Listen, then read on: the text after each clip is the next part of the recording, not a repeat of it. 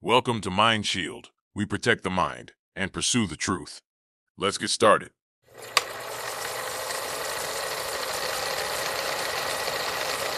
Modern life now moves through an invisible sea of infrastructure. Every phone call, every text, every FaceTime conversation, every GPS ping, every app notification, every smart camera, every Bluetooth beacon, every Wi-Fi router, and every cloud request becomes part of a larger nervous system wrapped around the modern city. This is the ecosystem we live inside now. Network towers, small cells, fiber backhaul, low Earth orbit satellites, Wi-Fi, Bluetooth, IoT sensors, cloud networks, edge computing, and artificial intelligence. The first warning is this. The primary concern is not only radiation exposure. That is only one layer of the issue. The larger concern is convergence. Location tracking converges with biometric data. Communications converge with surveillance. Consumer convenience converges with behavioral prediction. And eventually, the infrastructure that was sold to us as connection can become a map of human movement, habit, identity, and vulnerability. For Mind Shield, this presentation is not about panic. Panic is bad intelligence. This is about disciplined awareness. Modern infrastructure does not need to be evil to become dangerous. It only needs to become powerful, opaque, automated, and poorly regulated. That is where the warning begins. 5G is often discussed as if it is one thing, one frequency, one tower, one signal. It is not. 5G is a layered communications architecture. It uses low-band, mid-band, and high-band spectrum. Low and mid-band 5G, often called sub-6 GHz, can reach farther and penetrate buildings better. These signals behave more like older cellular systems, including 4G LTE. High-band 5G, often called millimeter wave, uses much higher frequencies, often around 24 to 39 GHz. These signals can carry massive amounts of data, but they are fragile. They are blocked more easily by walls, trees, rain, terrain, and even the human body. This is why 5G networks use small cells, denser antenna placement, and advanced antenna systems. The architecture matters. Massive MIMO antennas can process many data streams at once. Beamforming allows energy to be directed more precisely toward a user device instead of broadcasting evenly in all directions. Software-defined networks allow traffic to be routed dynamically. That sounds technical, but the social meaning is simple. The network becomes more adaptive, more precise, and more aware of where devices are. In security terms, anything that can locate, route, authenticate, and optimize can also observe, profile, and expose. That is the knife edge of modern telecom. 6G is not just faster 5G. The deeper shift is that 6G may merge communication with sensing. Future networks are expected to explore sub-terahertz frequencies, AI-managed network control, edge computing, satellite handoffs, and integrated sensing and communication. That means the same network used to move data may also help detect motion, objects, location, and environmental change. In plain English, the network becomes less like a telephone wire and more like a distributed radar nervous system. Now, that can be useful. It could improve autonomous vehicles, emergency response, medical systems, industrial automation, logistics, and disaster communication. A city that senses itself can respond faster. But the darker side is obvious. A city that senses itself can also watch its citizens with unprecedented precision. If AI is managing beamforming, power allocation, device authentication, and local data processing in real time, then telecom stops being passive infrastructure. It becomes active, adaptive, and potentially predictive. The question is not only, is this technology safe? The better question is, who controls the map? Who sees the movement? Who stores the metadata? Who audits the algorithms? Who decides when sensing becomes surveillance? That is the 6G warning. To understand the biological question, we need to start with the electromagnetic spectrum. Low-frequency radio waves can penetrate deeper into the body. Microwave frequencies can penetrate into tissue and are most commonly associated with heating effects, especially where water molecules absorb energy. Millimeter waves, used in some high-band systems, generally do not penetrate deeply. They are mostly absorbed near the skin and eyes. That does not automatically mean safe or dangerous. It means the mechanism changes. The most established biological risk from radio frequency exposure is heating. If enough electromagnetic energy is absorbed by tissue, tissue temperature can rise. This is the basic principle behind microwave heating, although telecom signals are normally far lower than a microwave oven. But biology is not just a bag of water.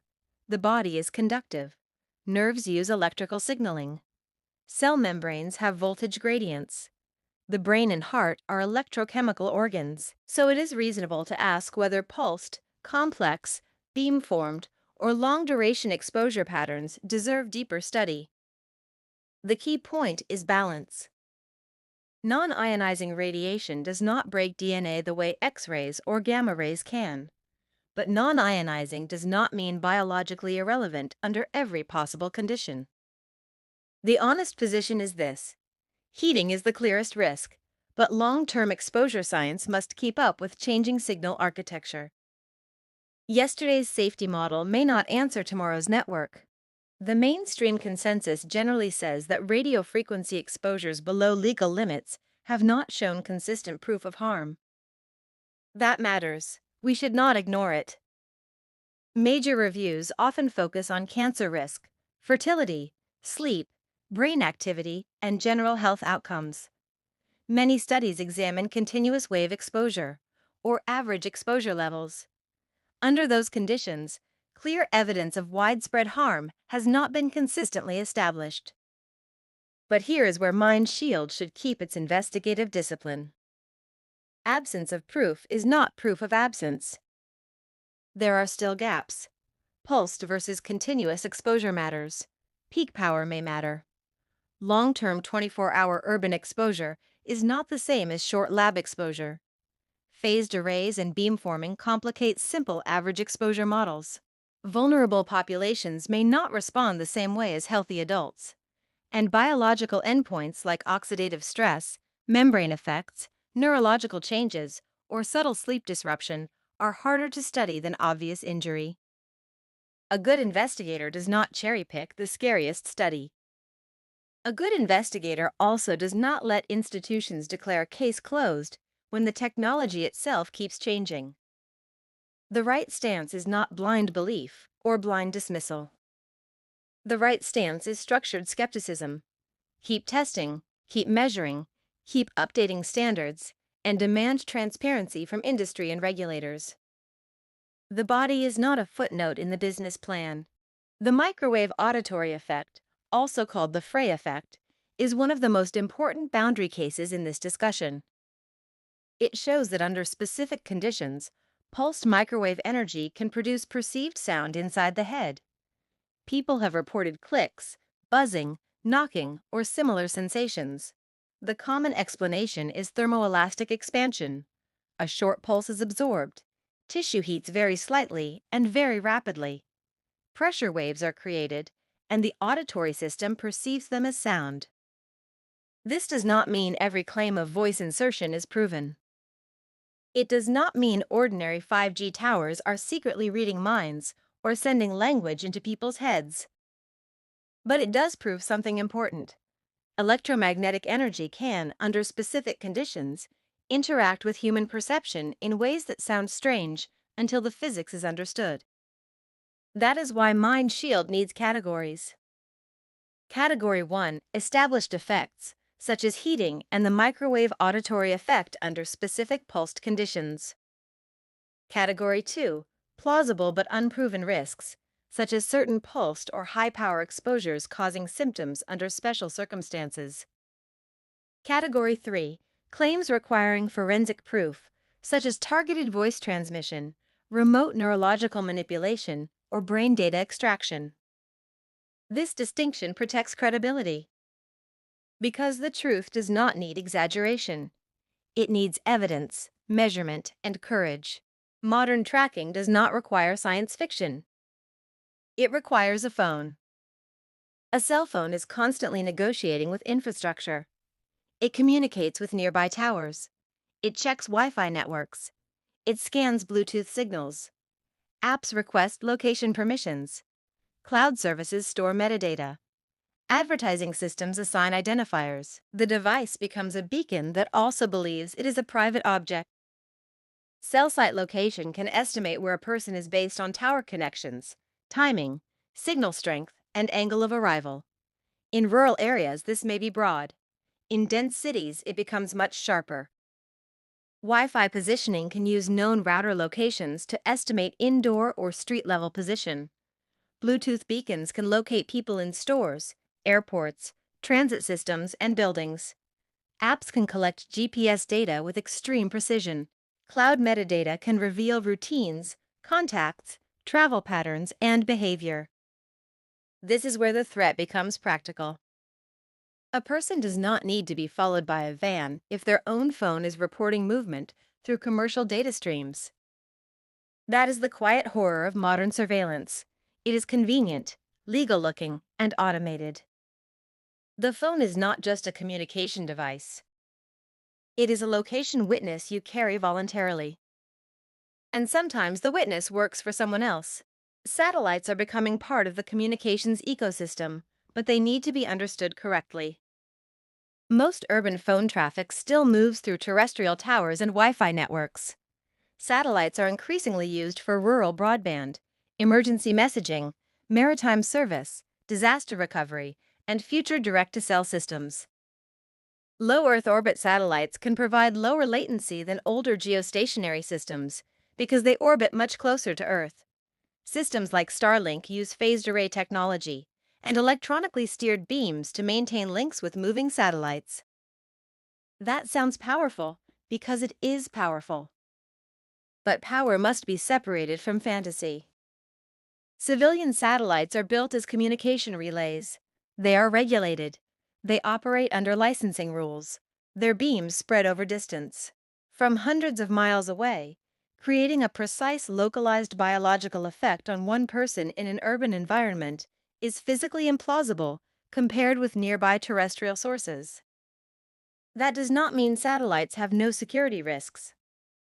They can support communication, geolocation, military logistics, emergency access, censorship resistance, surveillance networks, and dependency on private infrastructure.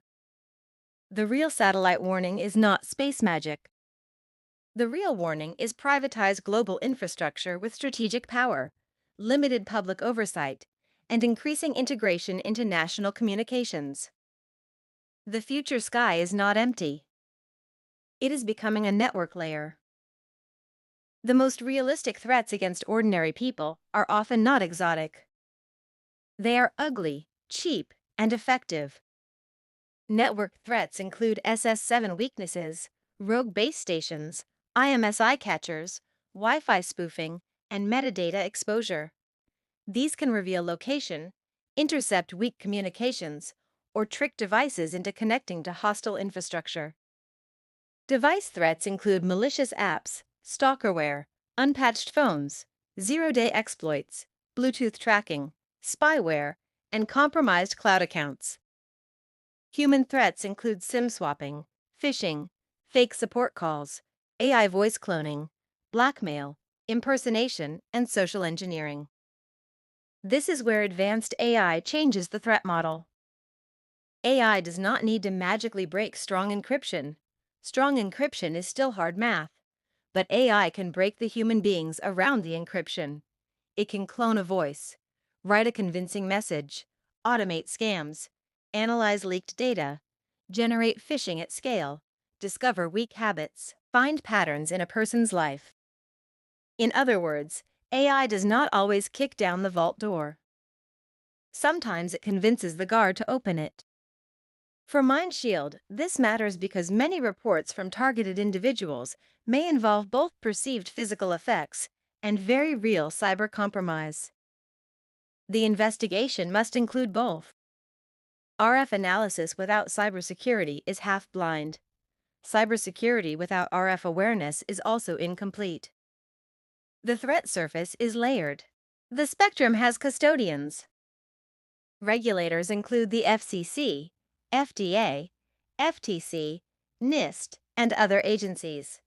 Their roles cover spectrum allocation, exposure limits, consumer protection, technical standards, and cybersecurity guidance. Operators include telecom carriers, internet service providers, cloud companies, hardware manufacturers, app platforms, data brokers, and infrastructure vendors. Observers include law enforcement, intelligence agencies, courts, private investigators, advertisers, insurers, and anyone able to purchase or obtain data through lawful or unlawful channels. The core tension is simple. The same infrastructure that allows emergency calls, encrypted messaging, navigation, and public safety can also enable lawful interception, metadata harvesting, location tracking, censorship, and commercial manipulation. This is not a comic book villain problem. It is a systems problem. Everyone can claim they are only doing their job. The carrier says it is optimizing service. The app says it is improving user experience. The advertiser says it is personalizing content. The government says it is protecting the public. The data broker says the data is anonymized. And then somehow, the citizen is naked in the machine. MindShield's position should be that privacy cannot depend on trust alone. Trust is not a control. Audit is a control. Transparency is a control. Warrants are controls. Encryption is a control. Data minimization is a control. Power without accountability becomes architecture-shaped abuse. For MindShield, this presentation connects directly to the investigation of targeted individuals.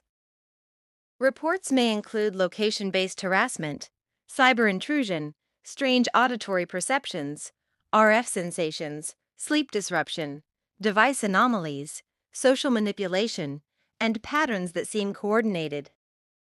The wrong response is to believe everything instantly. The other wrong response is to dismiss everything instantly. The disciplined response is to investigate by layers. First, timeline. What happened, when, where, and who can verify it? Second, device evidence. Phone logs, account access, password resets, SIM changes, unknown devices, app permissions, spyware scans, router logs, Bluetooth activity, and cloud login history. Third, RF environment. Spectrum measurements, field strength readings, tower mapping, Wi-Fi mapping, suspicious transmitters, time of day patterns, and comparison locations. Fourth, physical and medical observation. Sleep logs, symptoms, environmental changes, wearable data, hearing tests, neurological notes, and independent professional review. Fifth, witnesses, not opinions, observations. The mission is not to force a conclusion. The mission is to build an evidence chain strong enough that a neutral investigator has to keep looking. That is how you move from testimony to casework. A claim is a spark. Evidence is the fire that survives the rain. The future fight is over the boundary of the self. Phones, towers, satellites, AI, biometrics, wearables, neurotechnology, smart homes, vehicles, and public sensors are merging into a single environment of observation. This demands a new civil rights vocabulary. We need location privacy. We need anti-SIM swap protections. We need limits on data brokers. We need stronger cybersecurity by default. We need independent RF audits. We need transparent exposure data. We need updated research on pulsed and beamformed radio frequency systems. We need neurotechnology consent laws. We need cognitive liberty recognized as a real legal and ethical frontier. Most of all, we need an investigative pathway for people who report invisible harms. Not automatic belief. not automatic dismissal. A pathway. Because when a society has no process for investigating a category of harm, victims are not disproven, they are abandoned. MindShield's message is this: we do not ask the public to believe every claim without evidence. We ask the public to stop ignoring claims before evidence is allowed to exist. The transition from 5G to 6G is not just a technology upgrade. It is a test of whether human freedom can survive inside intelligent infrastructure. The shield is not fear. The shield is evidence, law, engineering, ethics, and courage. Document everything. Measure what can be measured. Preserve logs, record timelines, capture environmental data, protect devices, seek qualified technical review. Build the case slowly, because the invisible age will not be defeated by noise. It will be defeated by proof.